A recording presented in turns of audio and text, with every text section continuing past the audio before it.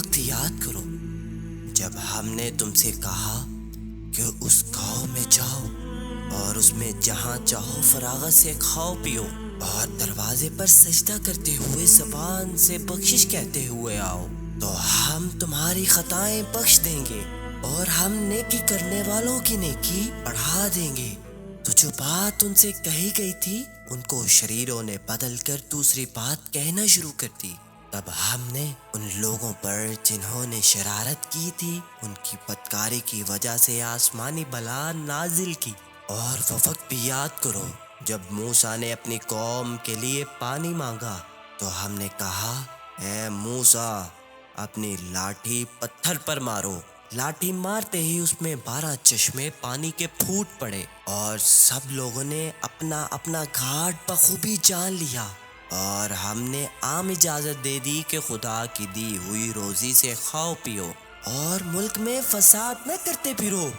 اور وہ وقت بھی یاد کرو جب تم نے موسیٰ سے کہا اے موسیٰ ہم سے ایک ہی کھانے پر رہا نہ جائے گا، تو آپ ہمارے لیے اپنے پروردگار سے دعا کیجیے کہ جو چیزیں زمین سے اگتی ہیں جیسے ساگ پات ترکاری اور ککڑی اور گھیو یا لہسن اور مسور اور پیاز منسلواہ کی جگہ پیدا کریں۔ موسیٰ نے کہا کیا تم ایسی چیز کہ جو ہر طرح سے بہتر ہے ادنا چیز سے بدلنا چاہتے ہو تو کسی شہر میں اتر پڑو، پھر تمہارے لیے جو تم نے مانگا ہے سب موجود ہے۔ اور ان پر رسوائی اور محتاجی کی مار پڑی اور ان لوگوں نے قہر خدا کی طرف پلٹا کھایا۔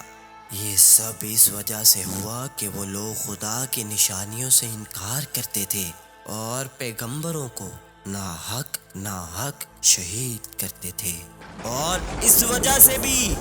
کہ وہ نافرمانی اور سرکشی کیا کرتے تھے۔ بے شک مسلمانوں اور یہودیوں اور نصرانیوں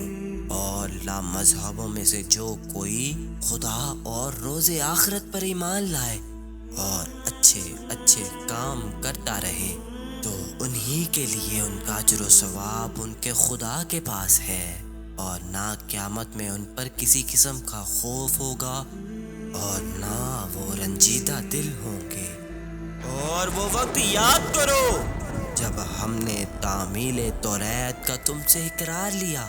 اور ہم نے تمہارے سر پر دور سے پہاڑ کو لا کر لٹکایا اور کہہ دیا کہ توریت جو ہم نے تم کو دی ہے اس کو مضبوطی سے پکڑے رہو اور جو کچھ اس میں ہے اس کو یاد رکھو تاکہ تم پرہیزگار بنو۔ پھر اس کے بعد تم اپنے عہد و پیمان سے پھر گئے۔ بس